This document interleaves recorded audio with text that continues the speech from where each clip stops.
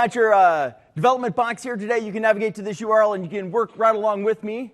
All you have to have is a SharePoint environment and Visual Studio, right? You don't even have to have SharePoint Server. SharePoint Foundation will suffice because service applications are part of the core platform. Later today, if you want to go out there, download the code, you can go and try it at home, right? But if you want to, you can work right along with me here in the classroom. All right, so this is what this site looks like. If I just jump back to the beginning here. This is the third part of a three-part series. If you missed the first two parts, you're not too late. I went ahead and got those, put them up where you could download them. So if you go to my blog and type SPC, it's not a published link or anything, but if you go there, you'll see these three links. If you go to part number 1, there's the video that I did at TechEd last year, talking about the concepts, the general concepts of service applications. All right, and then if you go to the second link there, that's the talk that I did last year at the SharePoint conference, where I implemented the basic service application, the hello world, if you will. Yes, and it took us all 75 minutes, no problem. That one, I actually did not have my laptop plugged in, and I had to move from one room to another the last 5 minutes before we took off. So the first 10 minutes are a little bit rough, but go ahead and watch through that video. That'll teach you how to do the basics based on the concepts that I covered at TechEd. So what's this session? This is session number 3. Once you've got a hello world service application, how do you take it to the next level? How do you extend that beyond what we've got? So today I'm going to cover 6 different points, presuming I have enough time in 75 minutes, right? In order to cover things like, well, first, let's just do a quick review of the basic service application. Make sure you understand how my Visual Studio project's laid out. Then we're going to talk about how to consume that in various ways. Today we're working with a lot of JavaScript libraries, and they don't like to necessarily call into WCF services. And I've got a little workaround for you that might really catch your eye. We'll then talk about how you go ahead and build a user interface so that you can new up that service application in central administration, right? Then we'll talk about the idea that we might want to have a database behind our application. We might want to make it so that we can actually store our information in a SQL Server database that gets automatically backed up and restored using the SharePoint backup and restore facilities. Getting at your data from a non-HTTP context can be challenging, so I'll show you how you can create a timer job that will go right along with your service application and work with the actual WCF methods that you'll implement. And then finally, I don't think we'll have time, but we'll get to the manage and properties pages within central administration. You can go and get these anytime you'd like, and actually there's 3 more coming. So let me go ahead and jump to my slides real quick here. That's, what is it, number 1? There we go. So this is the Advanced Custom SharePoint Service Application Development Talk. Wow, that's a mouthful. You can get a hold of me at todd@mindsharp.com. TODD, because I'm more than 30 years old, right? So todd@mindsharp.com if you need to ask some questions to follow up, whatever. I do have a hashtag up there, but I don't tweet very much. So if you want to follow me, I probably tweet maybe 3 times a year, something like that. No, 3 times a week. Maybe that's a little bit better. All right, so how come I can't click on that, guys? Oh, I got a little clicker here. That'll work. So there's the concepts that I covered in the TechEd talk. I'm just going to quickly review. How many of you have built service applications before?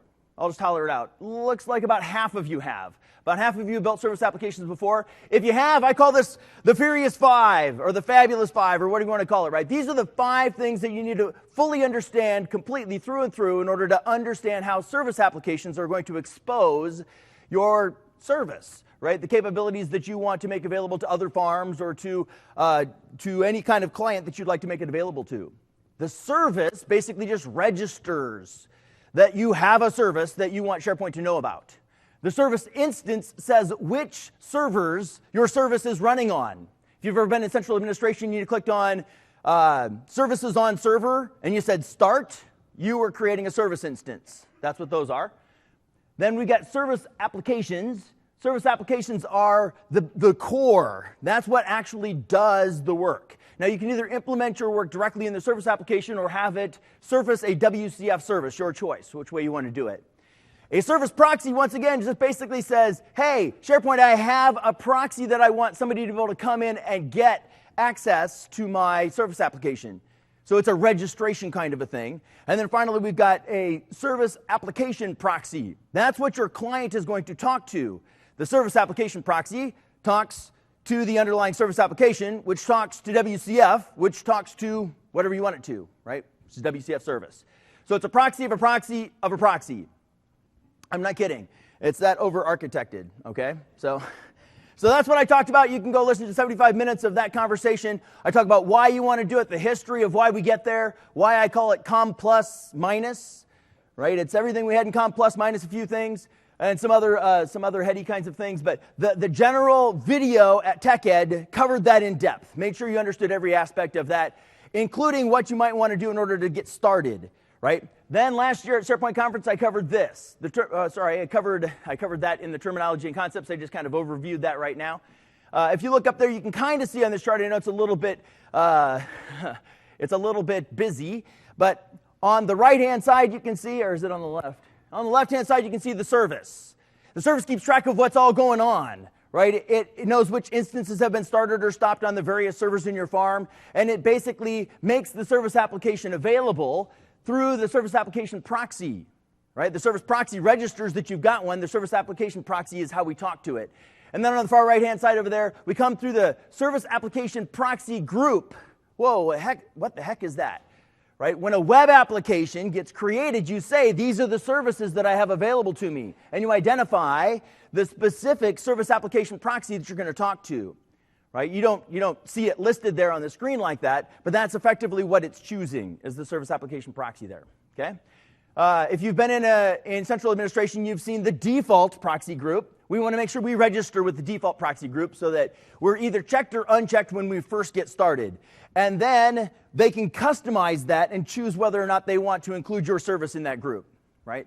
You guys all seen that? Maybe? Yeah, maybe not. I'll pull it up in a minute here when we get back to the VMs. All right, then last year, I talked about the concept of building one of these monstrosities, right? There's at least a dozen classes that you need to create in order to make one of these things hum along. So we went through the custom service application fundamentals. That is, first you got to start by building a WCF service. So that's where we'll get started. I'll pull up a Visual Studio project and we'll take a quick look through the simplest one I could create, get server time, okay? We won't stay there, but that's what we build first. We want to test that WCF service and make sure it does what we want it to do. Once you've got the WCF service, then you're going to create the fabulous 5. You say, hey, I've got a service, I can't even say them all. Service, I can't say them. Service and service proxy are the two bottom ones. Then we got service instance, service application, and service application proxy. Okay, so those 5 get created. I like to go ahead and create a utility class that lets me put some common functions in, but also to identify the name of my service in one and only one place, so that I refer to that everywhere. If I ever want to change the name of it, I change it in one spot and it gets updated everywhere. Okay, so we'll see that. You'll want to create a farm feature to create and destroy the 3 things that always have to be there. So every time a service gets created, a service application gets put out onto your farm, you have to have one service. Register your service, right? So you have to say, hey, farm, I have a service. Secondly, you have to make a service instance that can be started on every server. So every server gets one service instance. And then finally, you need a service proxy, one per farm again, right? To say, hey, I have one of these. In the configuration database, those service and service proxies get created. Then, as a developer, I recommend you create a little PowerShell script that will be your IT Pro slave from that point on. And that PowerShell script is, I call it post-deploy. And after it deploys, then it goes out and it makes sure that your service instance gets started. It makes sure that you get a service application created and that a service application proxy is created. And your proxy is added to the default service application proxy group. Okay? So all of those things get automatically done for me via PowerShell script, so I don't have to go into central administration every time I deploy and restart my service and recreate my application and so forth and so on. Make sense? Okay, so that's sort of the beginnings of how this all works. When you start a service and you create a service application, both have to be done. They don't have to be done in that order. You can create a service application and then start your service instance, however you want to do it. Either way, once you've done both of those things, then a new web service will get created in a special place in IIS with a GUID that says that's your service. Okay, so that's that last guy there. And then finally, you want to make sure you create some kind of a test client. We can just use PowerShell to begin with, but then we're going to want to get more and more advanced kinds of clients. Make sense? All right, so when I first started looking at this, I thought, hey, I'll just go ahead and cover all of the things that, that we might be able to do in a service application in part number 3 here. And I just don't think I'm going to be able to get it all done in 75 minutes. I can talk pretty quick, but wow, there's just so much code, you know? So I'm going to do a quick review of just the simplest one I could possibly create, the get server time. Now, how many of you saw that at last year's SharePoint conference, the get server time? So maybe 5% of you. So this won't be a waste of our time. So I'm going to go ahead and flip over. And the way that I've orchestrated this is I made it so that if you click on the first one, you're going to get a zip file that you can unzip into your Visual Studio projects directory, and that will be your first service application. You go ahead and set the URL, deploy it out, test it all out how you want, and then when you're done, retract it and go get the next zip. It's the same service application, just with the next stuff in it, because I didn't want to do cut and paste of all of the code bits. That was just going to take too long. So this was my solution. I've already taken all of these, unzipped them all into my Visual Studio Projects library here. So I've got 6 or 7, actually, different service applications, 0 through 6. Right? We're going to start out with the 0th one, and we're going to move forward through there. So this is the baseline, right? This is hello world, if you will. So I'm going to go ahead and open up the Who is Online is the name of my service application. And when you get my bits, you're going to open it up, and guess what? The first thing it's going to say is, what do you need? You have to say, this is my URL. This is where I'm going to test, right? Because my user and your user don't equate, right? So you're not going to have the SharePoint site to test on listed there. So it gives me an error right away. Oh, did it open it up? Let me try it again. There it goes. So if you saw down in the error list down there, it basically said, I didn't have a site URL. The site URL is what tells Visual Studio where we're going to deploy this so we can test it all out. Everything we're doing is a farm solution. Everything is farm. Absolutely every bit of it, right? And so there isn't any, you can use any site collection you want. Any site collection will work, you just have to fill in the URL. Mine is called http://sp. SP for SharePoint, right? By the way, this is a SharePoint 2013 box, but everything I wrote will work on SharePoint 2010. So I left them with an equality. There are a couple of methods that have been deprecated, and you'll see them squigglied out, but they'll work in 2010 and 2013. It just gave you the ability to version your config files now. And so they want you to use the new, get versioned config files rather than the old just get config files. You'll see it in a minute. Okay, so this is my service application. I kind of want to run you through what I got in here, okay? I'm going to start out with the web service right in the center here. I always like to put my code underneath of one common name. So everything that I do in the SharePoint root has my project's name as a qualifier. That way I know I won't have conflicts with anyone else.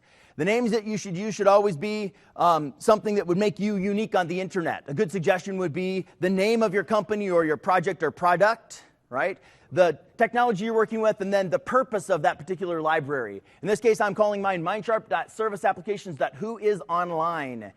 Note that I've got several different classes in there. The first one is an interface. So if you've worked with WCF, you know that you first have to define operation and data contracts, right? So you have to define the contract, the address, binding, and contract. That's what's in the interface file there. Let me go ahead and open that up so you can kind of see what that looks like. Can you guys read that in the back? Is that big enough font? Yeah? Okay. So I've started with a very simple service contract. It just says I've got an operation called getServiceTime. Inside of a class called the service application, I've implemented getServiceTime to actually get the time. And then I surfaced that through the service application proxy. Remember, service application proxy is what your client talks to. It talks to the service application. The service application talks to WCF. Proxy of a proxy of a proxy. So this one says, go ahead and channel a request for getServerTime to that back-end system so that it can go ahead and respond to that.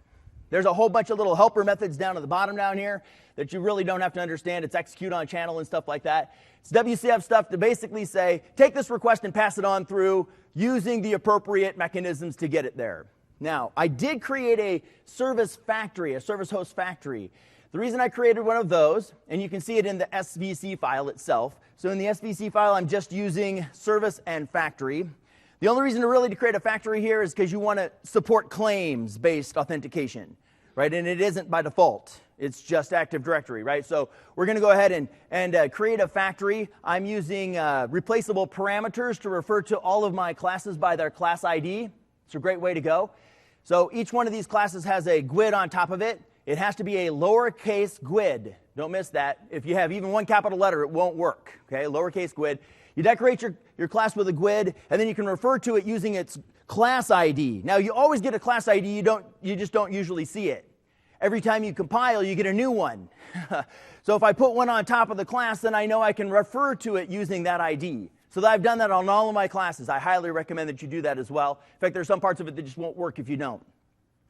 So every time you create a class, go ahead and decorate it with a class ID.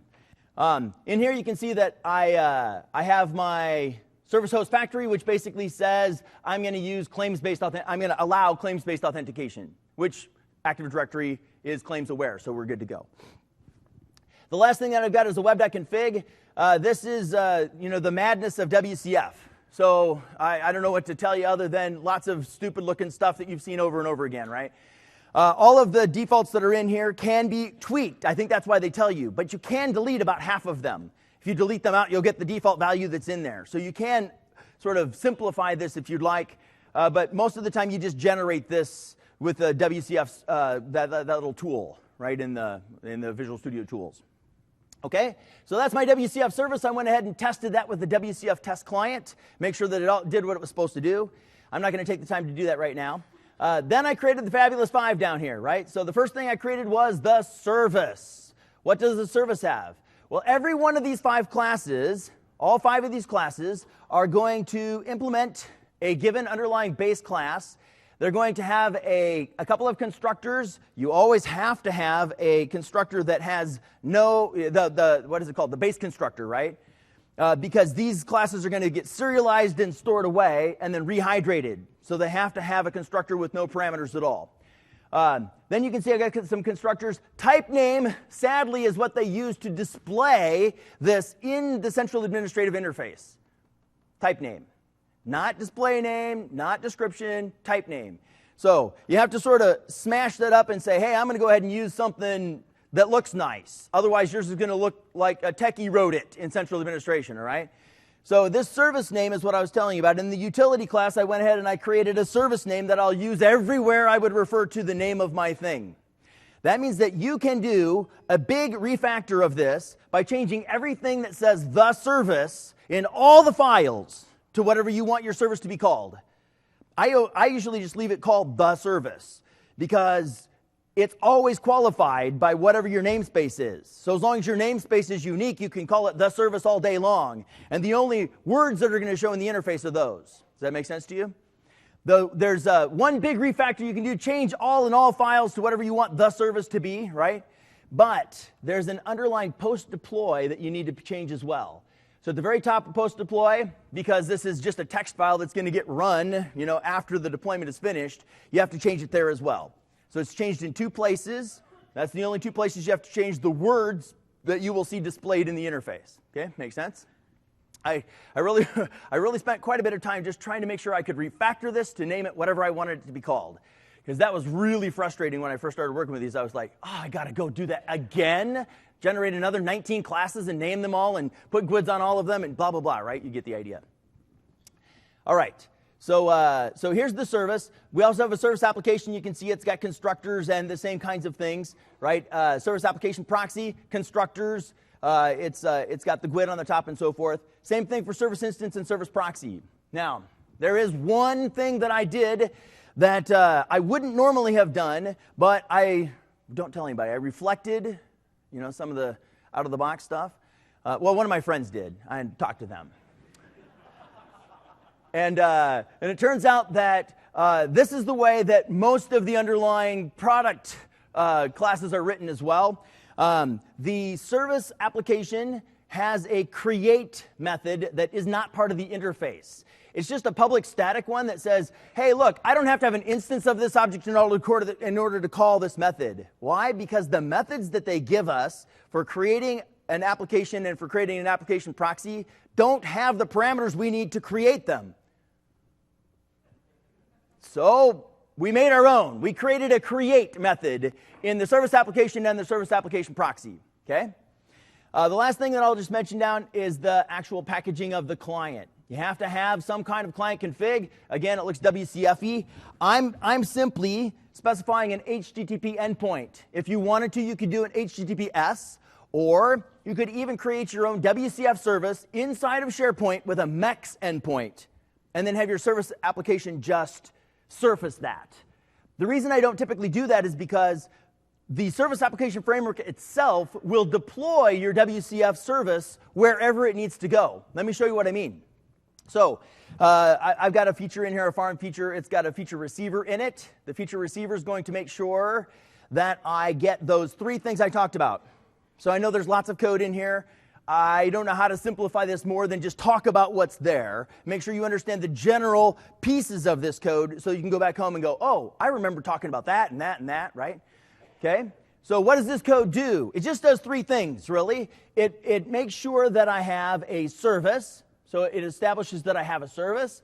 It establishes that I have a service instance for every one of my servers. And then it makes sure that I have a service proxy. Remember, the service registers with SharePoint that you have something.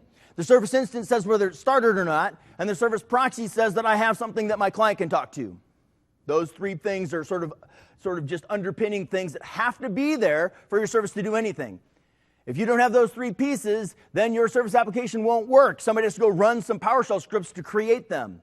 So in my opinion, every time you deploy your service application, those three the main things have to be there. Now, what you don't have to do is you don't have to include it in the default application proxy group. But if you want your IT pros to see it in central administration, you're going to have to do that as well. So at the very bottom of this, I say, I guess I don't. Actually, I do that now in the create of the service application itself. Sorry about that. So just the three basic things. What do you think I undo in feature deactivating?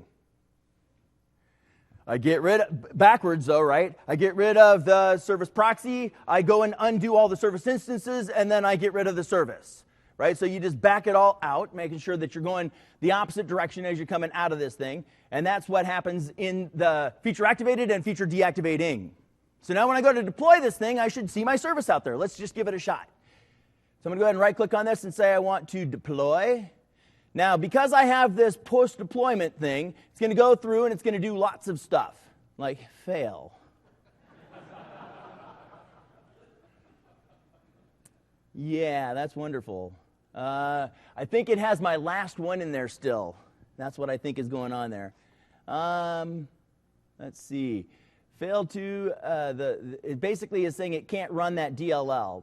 And I think it's because I have an old one in there already. Let me just see.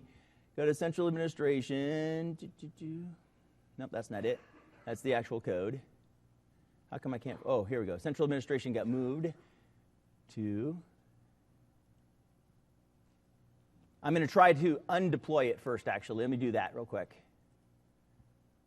This is one of those circumstances where, you know, you tested it so many times that now you can't run it because you've tested it already. Yeah. I'm going to retract it and see if I can just redeploy, and if that doesn't work, then I'll go and fix it. So you see where it says that this happens sometimes. It's very frustrating. Have you guys discovered that web application and farm features are kind of screwed up in Visual Studio? Have you noticed that? Yeah, so I have a farm feature that's not being deactivated properly, and when it goes to redeploy in the iterative deployment of this, that farm feature is not going away. It's not getting deactivated, so therefore all my cleanup code is not happening, and therefore I already have services out there that are messing me up. So in order to fix this, I have to go and get this feature and fix it up. So you just have to do this sometimes. I'm going to just type SharePoint, go to the management shell. I'm going to get the SP features. I think that's what I'm supposed to do. Oh, that's nice. By the way, if you're a developer and you don't know PowerShell yet, you need to learn it. It is very powerful, as its name would imply. I'm going to go ahead and find the display name where it starts with, where it's like who. And there isn't one.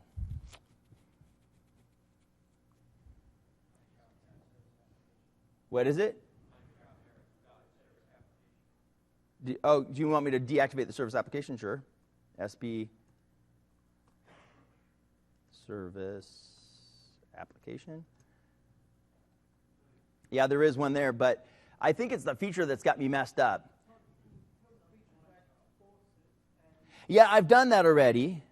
Yeah. So the suggestion is in the farm feature to go ahead and say to force. Yes. It's set in all the rest of them, but apparently the first one I didn't get that set. So I went into the farm feature and I said, go ahead and force the installation of this thing over and over again. Yeah, it's already installed, but Visual Studio is screwing me up. Thank you for that.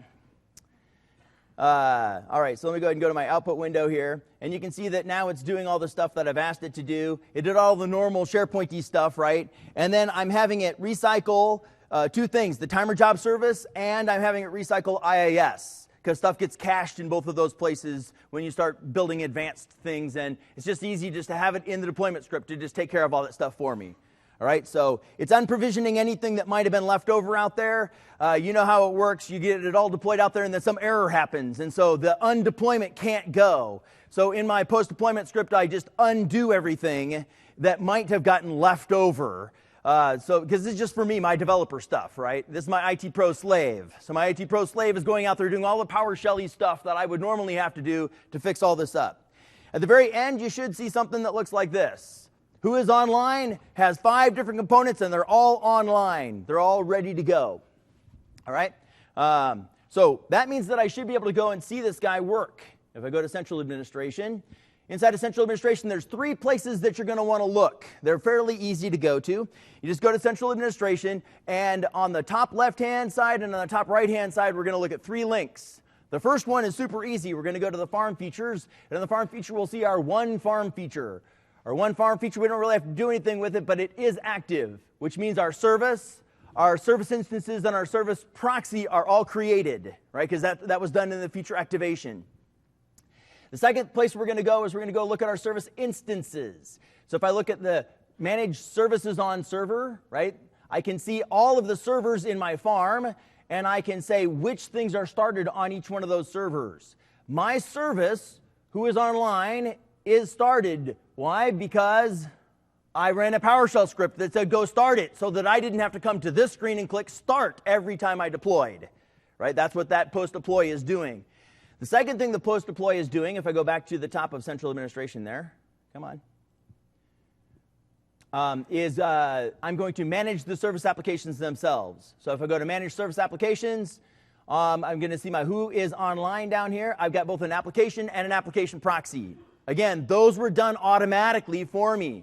Now, because both the started has happened and I have an application proxy, because both of those things have happened, if I go to IIS and I take a look in there, I'm going to see in this unreachable place with any kind of SharePoint code, you have to use just standard ASP.NET code if you want to get in here.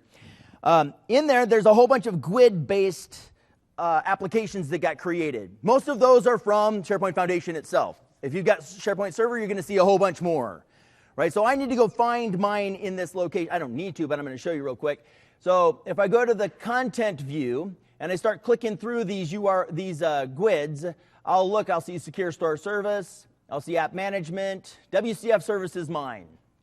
Okay, so this right here, this 56CB, you see that GUID? That's mine. If I stop the service or if I delete the service application and proxy, then that will go away. It will get unprovisioned, right? The unprovisioning is done for me. So whichever servers I have the service instance started on will get one of those. That way, my client can talk to this application that's been exposed through IIS. So it's really not magic, right? It's them talking through this thing back to those back-end classes to do whatever it is we're trying to automate. Okay, so if I go and I stop either one of these things, I'm just going to stop the service because that's the easiest one to start again, right? So I'm going to stop the service over here. Whoops, I picked the wrong one. Let me do that again. Manage services on server. Go ahead and stop my service over here. It says, are you sure you want to do that? I say yes. It'll say, okay, working on it, and it's stopped, which means if I come back to IIS, my 56CB will be gone when I refresh this guy. No more 56CB in there. See what I'm saying? However, if I go ahead and I Oh, is it in there? Oh, wonderful. Yeah, what are you going to do?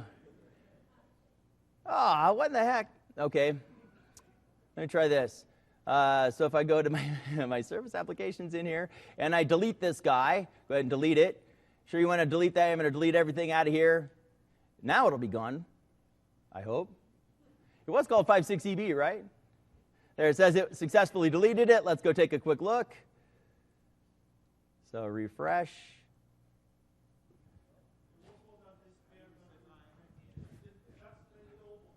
Oh, yeah, maybe so. The one that I was deploying at first.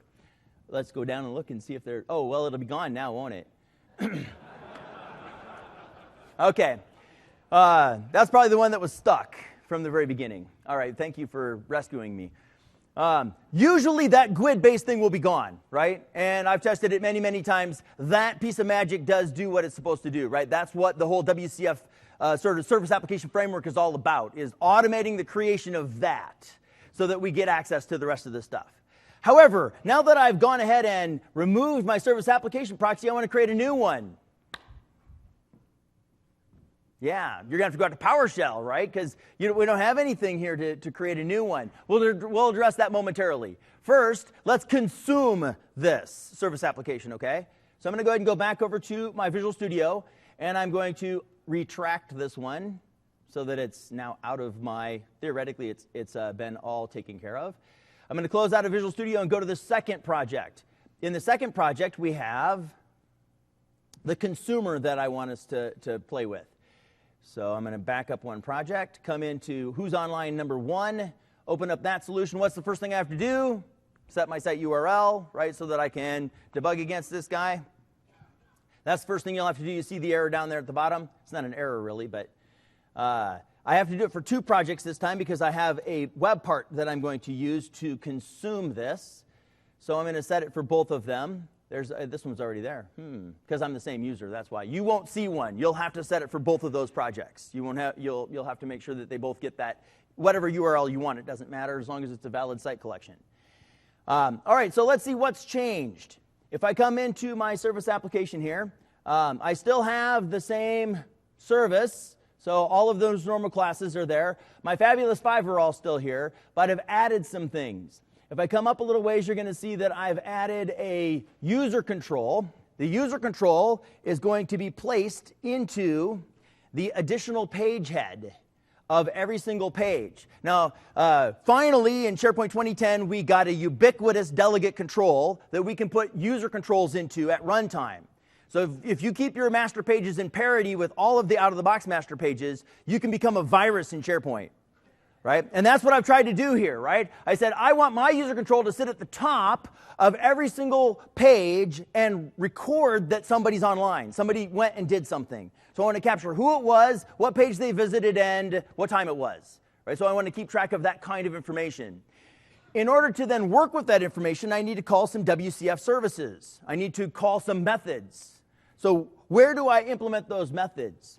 If I come down to my contract, you'll see that I now have several more methods instead of just oh, I didn't show you the time. Okay, I'll show you that momentarily because it didn't go away. But we can test. We can test calling the time just using PowerShell.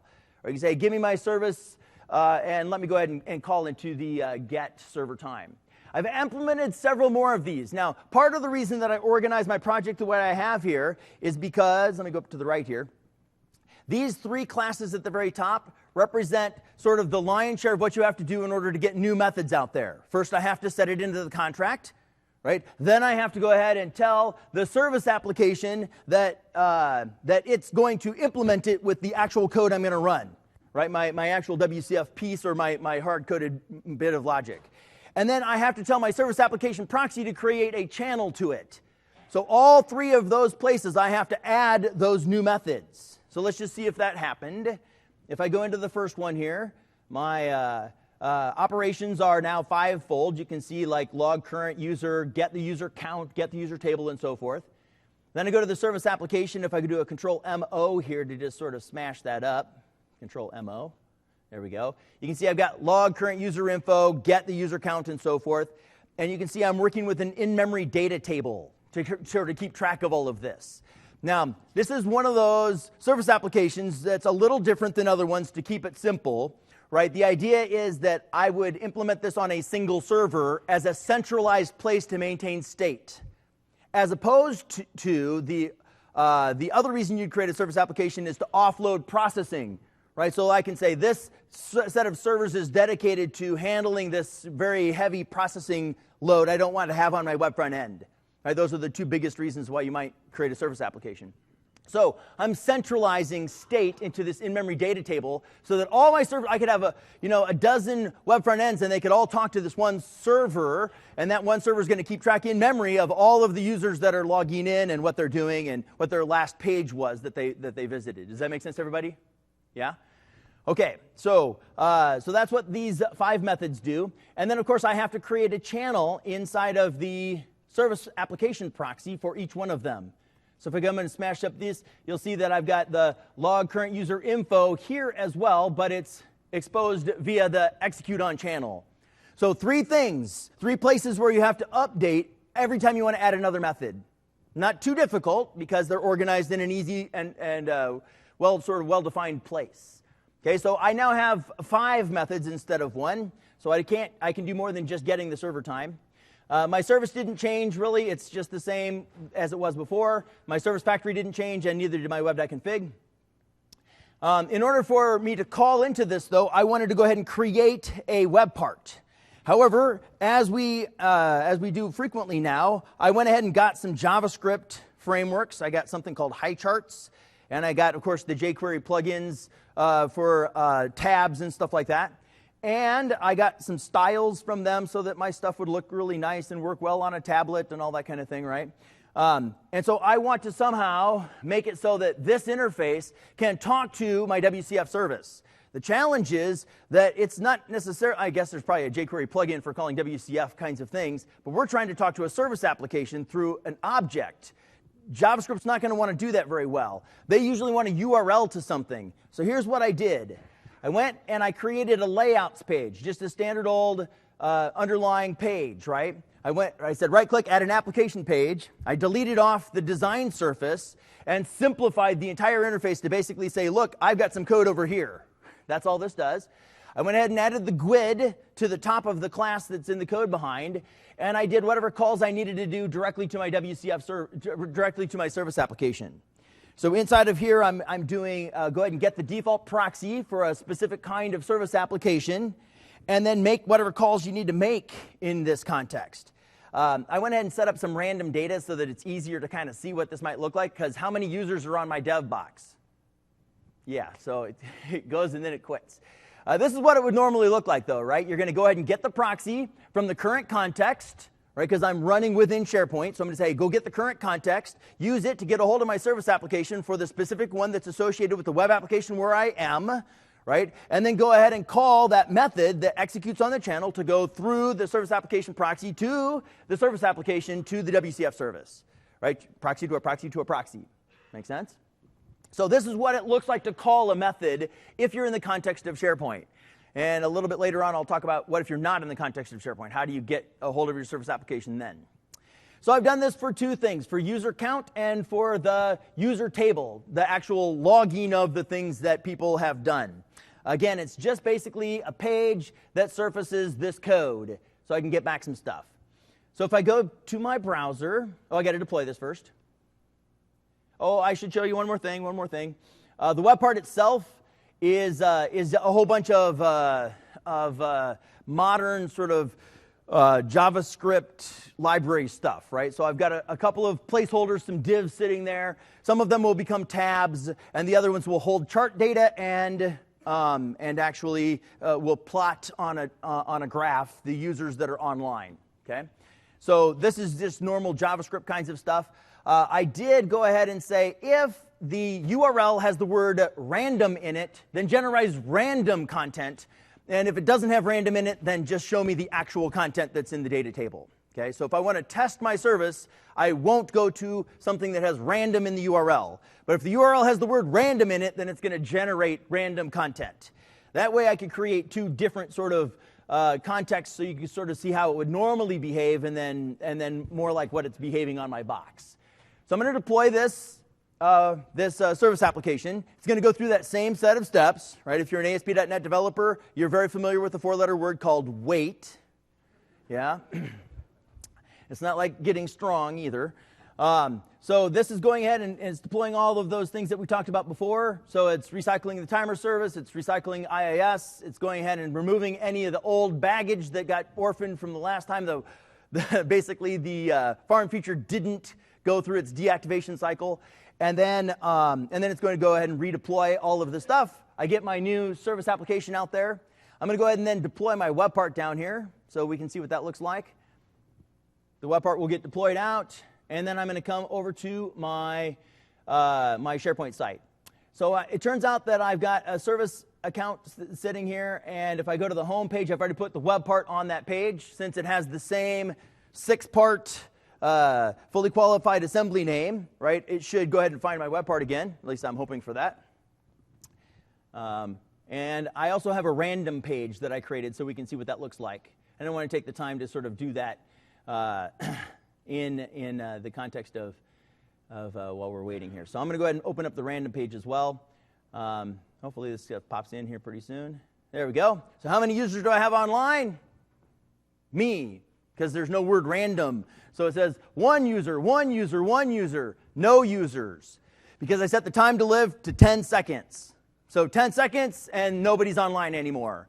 Later, I teach this in a class. And I go step by step, and you work through and build it yourself, right? And when you build it, we're going to change the time to live so that you can set it on a property in central administration and say, that's how long we say the service will consider somebody online. We're just not going to get to it today. You can see that that's what it looks like. If I click on the user list, I get back that XML that shows me the actual table that's in memory. Now, the actual count is being plotted because I call into a URL once every second from JavaScript. Right? And the XML is being plotted because I clicked on the tab and I went out to that same layout or to the other layout page and pulled back XML. Now, do you see how that works? I'm not trying to call from my JavaScript library directly into my service. That's hard. Instead, I'm just calling a page and layouts that's getting to the service application with ease and bringing back whatever that particular JavaScript library needs. Let me show you, for example, what I mean. One of them is the user count. So if I go to _layouts and I look at my user count page, the user count page is that application page that I put in layout so it's available from every site everywhere, right? And so if I go to that page, you'll see what it looks like. It doesn't look like anything. That's always wonderful, isn't it? Online user count, how about? URL's wrong. I hope. Oh, come on. What did I change? Online user count. It's got to be there. By the way, it will automatically redirect to layouts 15. You don't have to type that. If you're going to a page, it will find it in the appropriate library. Whereas if you're in a JavaScript context and you try to go to layouts and it's in layouts 15, it'll go, I can't find it, right? But the browser will automatically handle that through the virtual path provider. I don't know why I can't see it. Let's see. I'm going to go just look at this one time. This is my online user count.aspx, right? Where do you see it? Oh, you got it. Yep, thank you. Who is on? The font is so small. Online user count page. Still got a 404. But it's because I'm typing something wrong.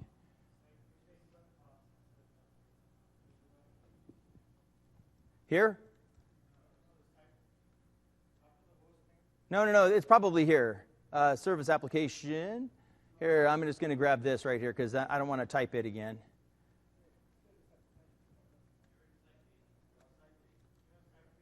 I do have site pages too.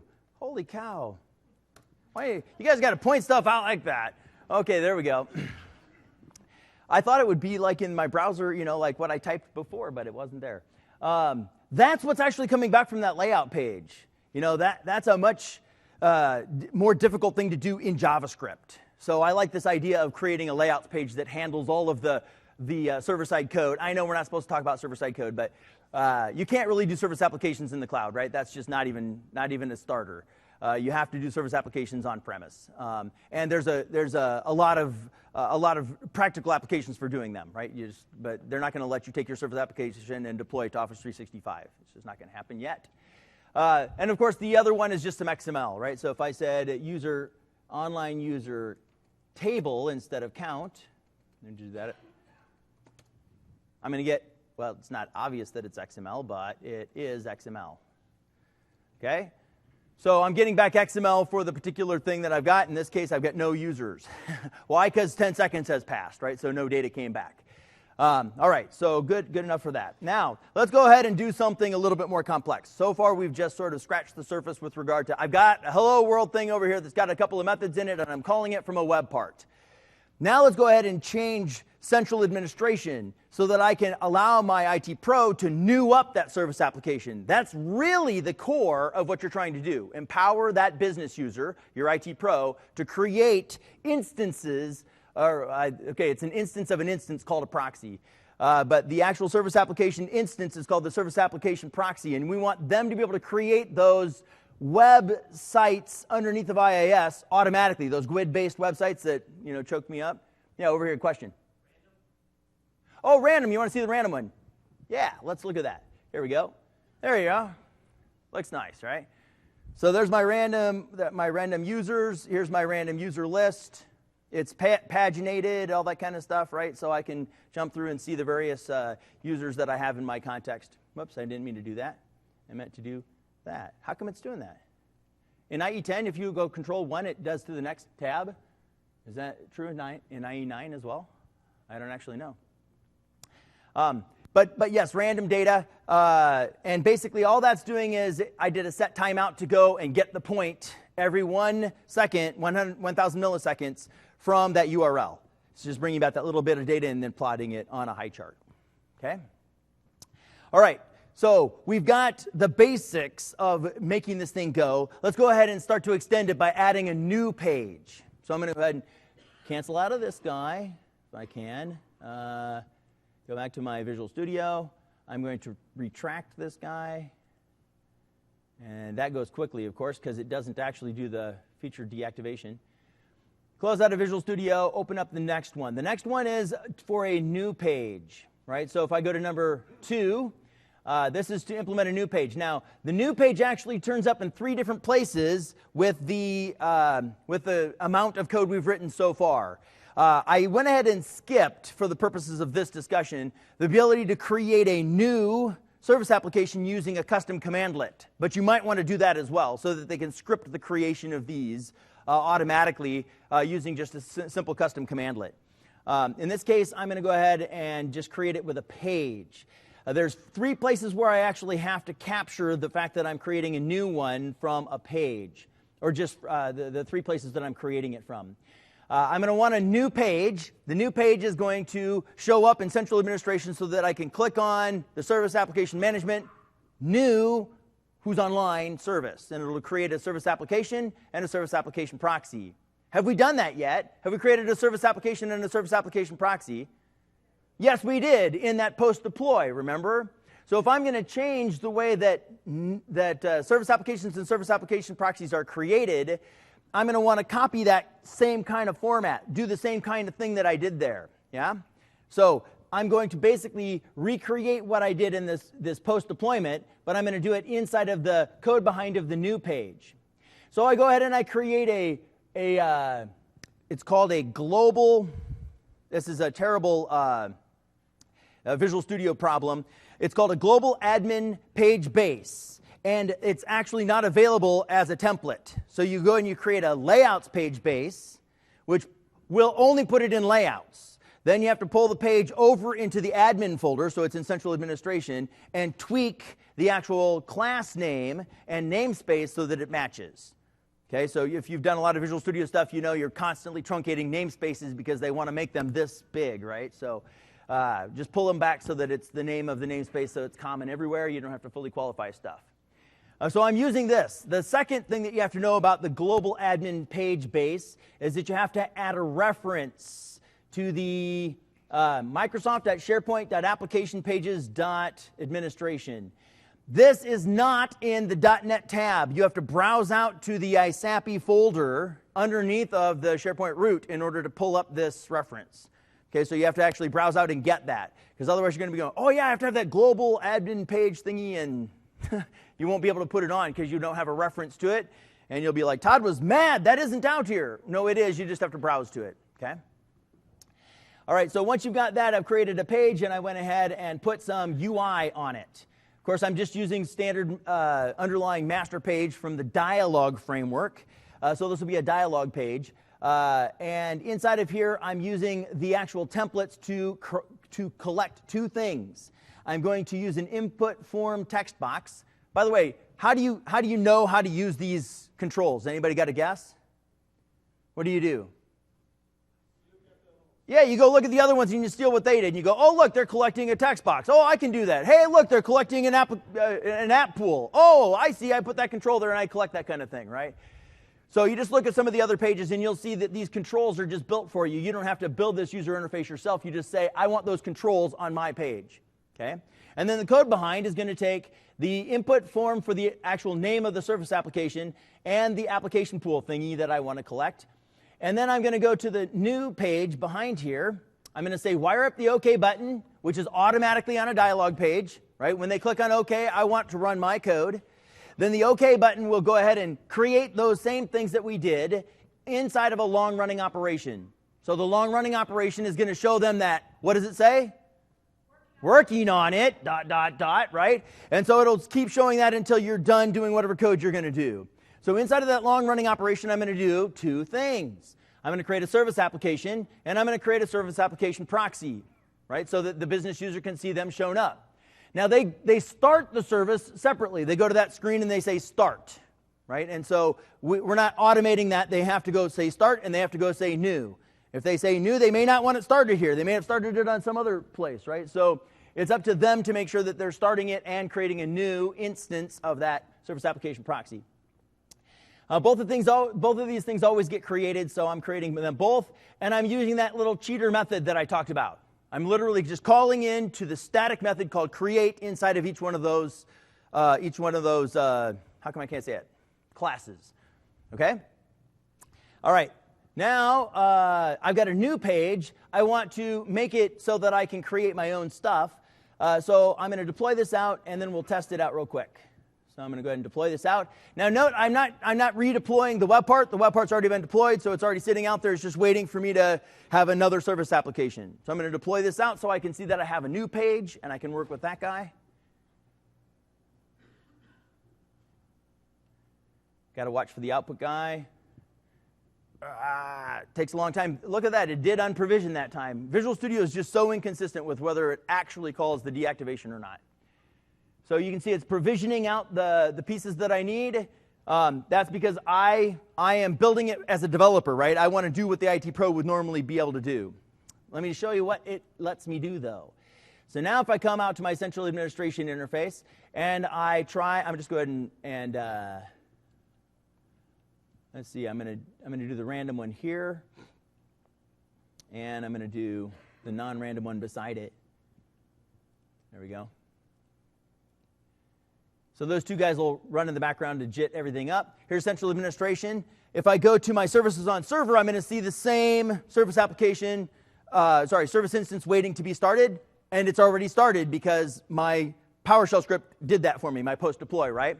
And I already have a new one set out here in Managed Service Applications. So here's my question for you. When I come in here, and I can see that I've got one down here, and I click on New, how come I can create another one? What would be the purpose of creating a second service application and service application proxy?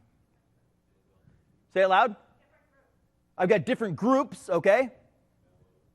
Failover, I hadn't thought about failover. That might be a reason.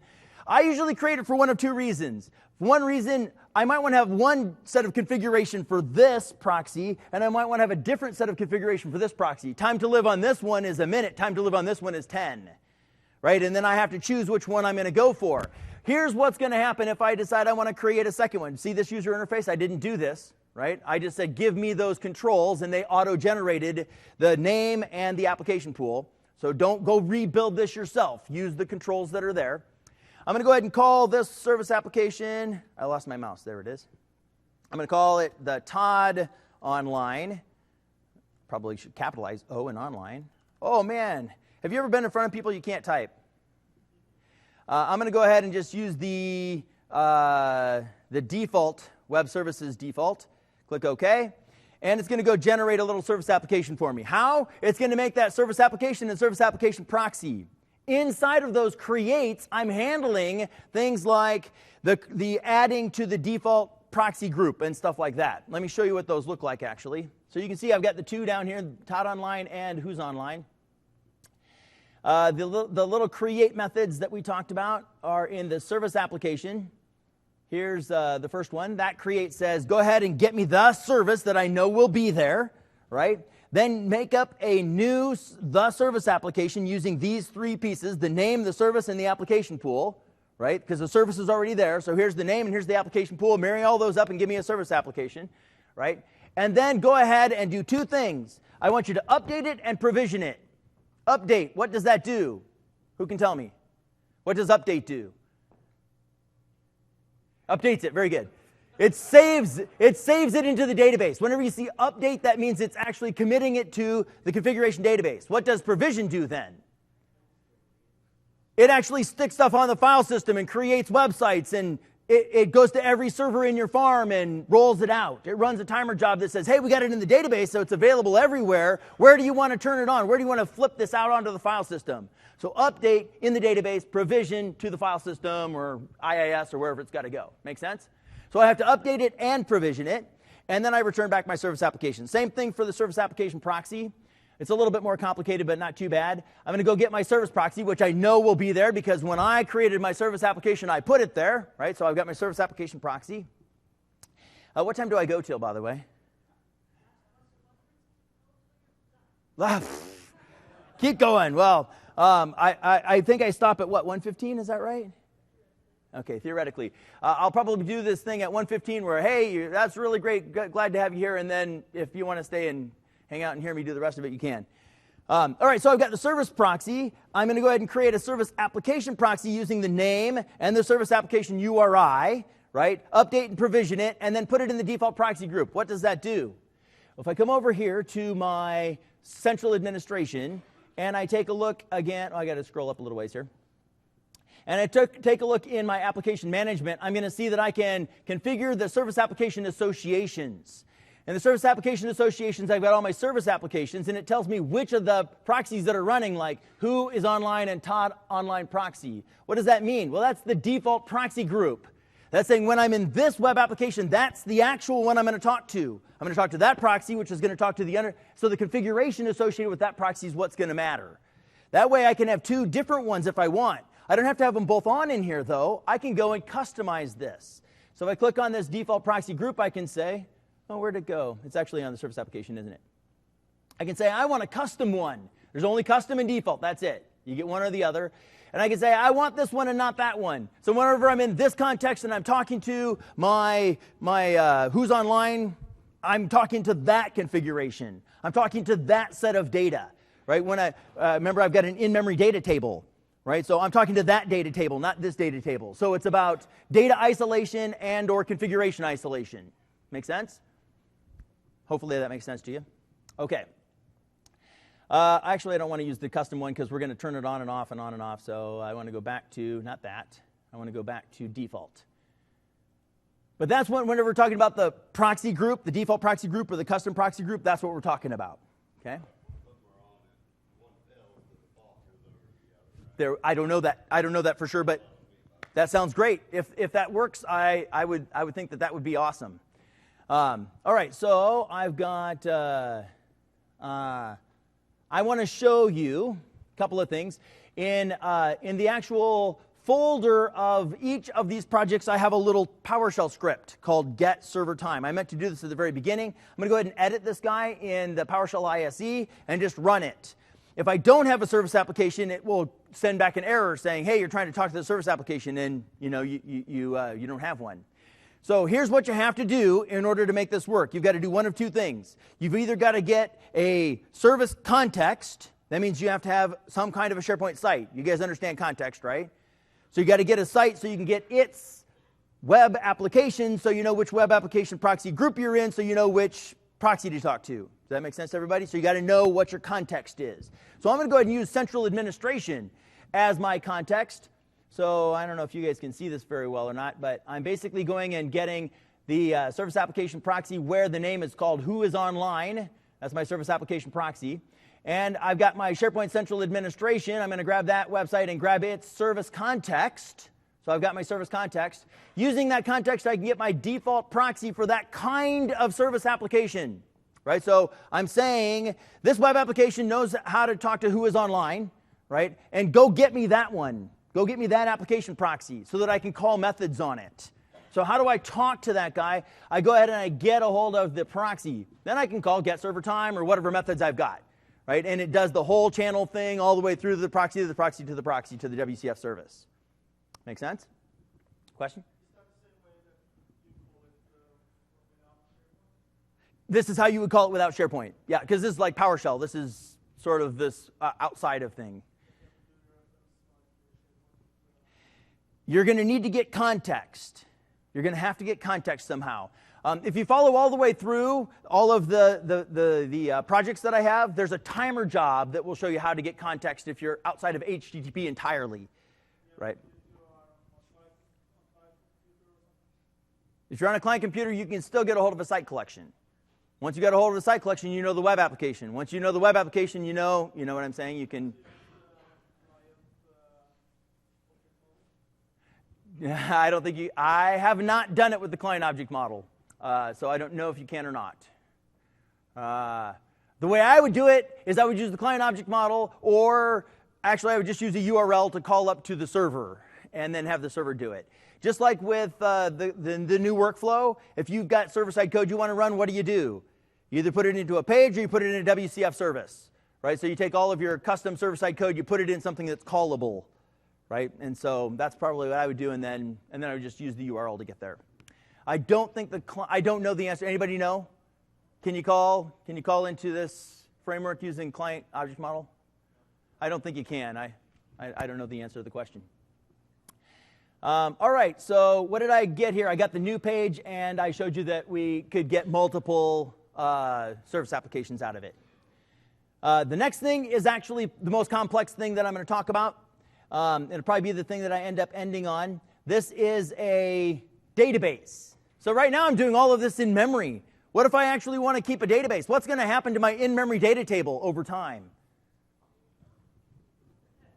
Right? My server's going to die.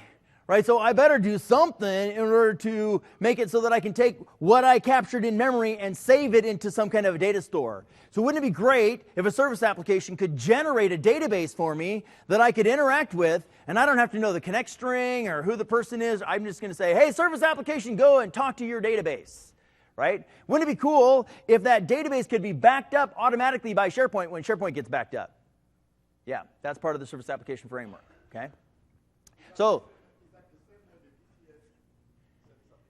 it is the same way the BCS application works, you bet. Or anything with a database, right? So, for instance, what is that called? Where you get the keywords and the terms. How come I can't say that? Yeah, there you go. So, the managed metadata service, right? It has a database in the back end, and so it's backing up that database using this same technique, right? Okay, so let's just I want to make sure that you hear this, and I don't see my peeps anywhere, but if you want, when you leave, you can pick up one of these. It's on one of my last slides. It's a little mouse pad with a MindSharp guy on it. Where's my person? My person isn't here? Okay, maybe you can't get one. Anyway, They said they would be here. I don't know where they went. They were going to bring a couple hundred of them. So there you go. It's kind of cool. I was on the airplane, and somebody said, "What is that?" That's our logo. It's called Harvey. So, okay. Let me show you the actual database itself. Let's see. So if I close out of this guy here and I go and pick up the last one. Now, there are a couple other ones that I did put out there on that page, but I knew I would be rushed in order to get through this content, right? So I'm going to go ahead and go out to my projects again and pick up the next one in line, which is what, 3? Was I in 2? So this is 3? I think it was. Again, I've got to somehow set it up so that I can deploy to this. Now, we're going to touch practically every single part of this entire application with this database call, because everything about it is sort of ingrained in how we're doing Surface applications, right? So let's just start at the very top. My features doesn't change. I still have a foreign feature.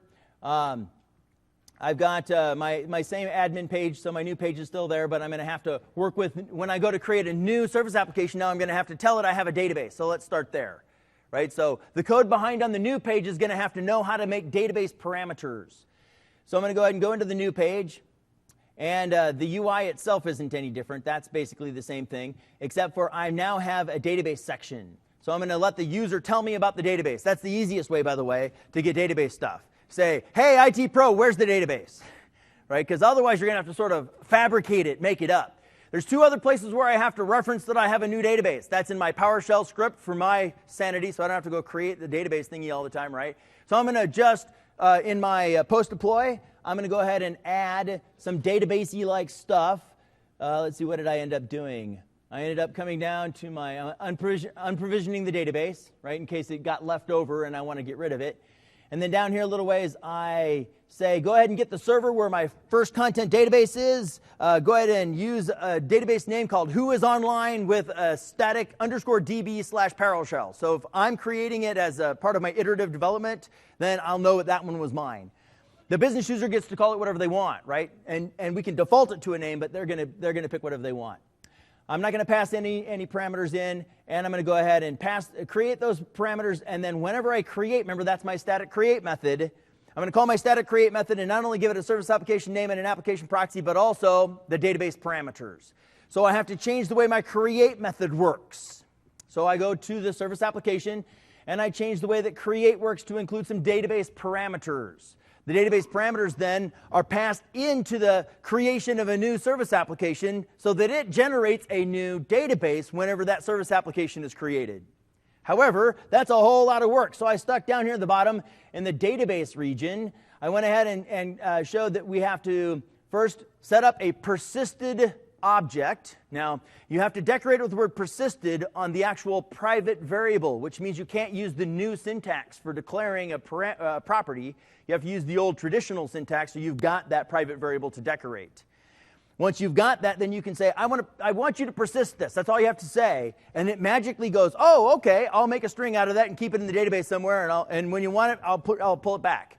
So you don't have to actually do the state management. You just have to say, I want it around from session to session, right? So that's pretty slick. So I'm basically saying, look, I've got a persisted value here called the service database. I want you to provision and unprovision it as follows. Well, this is the actual creation of the service application. So it's going to use a little helper tool to create the actual database. The database itself is going to be created from the service database. So I went and created another class called the service database. And inside of the service database, we inherit from an underlying SharePoint database in the administration. So the actual database is going to get created by SharePoint because it knows how to create databases. I'm just going to say, hey, I want one too. And here's my details, right? And so I'm going to tell it the server I want it on and the name of the database and all that kind of stuff I collected way over on that page and send it all the way through to this class. And then this class is actually going to do the actual provisioning of the database. So it's going to go through the process of creating this database, ensuring that the service instance is there and everything, and then it'll go about and create the database. Of course, there's some errors in case it already exists and stuff like that. Who remembers what does update do? Saves it into the database. So now the configuration database is aware that this database is mine for my service application, and it hooks them all up. So if I say, hey, service application, go talk to your database, it says, hey, configuration database, how do I do that? And it goes through the process of working with sort of a built-in SharePoint database. Follow that? All right, so I have to create my own little class. This is more or less rote. You don't do too much different. You basically create this class and dump this code in. Because every time you create a database, it's going to be create a database. So where's the rub? Where's the specifics? How do I say, I want my database to have this table and these columns and these types? Right? Where do I put that? Anybody got an idea? It's 3 letters. Yeah, there's a mapped folder up here that has the actual subfolder for my project again. I'll get to your question in a second. And I put my SQL in here. So it's literally the DDL, the data definition language that you would use in SQL Server Management Studio. So you go generate that, you go, oh, this is what I really wanted to create, and you just hand that over to them. They then empower the whole process of creating the database with whatever name the user said on whatever server the user said, right? Associated with my service application using that structure. Does that make sense to everybody? Okay. Remember, you can take these projects and you can do a diff on them. So you can go, oh, I see what's different between what was in the previous one and what's in this new one. This new one's about databases. So we got lots of stuff in here about how that all works. Let's go ahead and see that this works. I'm going to go right-click on it, deploy it out, and see what it looks like. What should happen, in fact, let me go ahead and pull up the SQL Server Management Studio. What should happen is that there should not be any database here. Well, there's a database there, but what are you going to do? Let's see if I refresh it, does it go away? No, it's still there. Okay, well, when it actually deploys out, it's going to rip it out because it's been orphaned, right? And so it'll rip out the database. That's what's in the post-deploy. And then when it comes back through, the actual framework is going to create that database for me.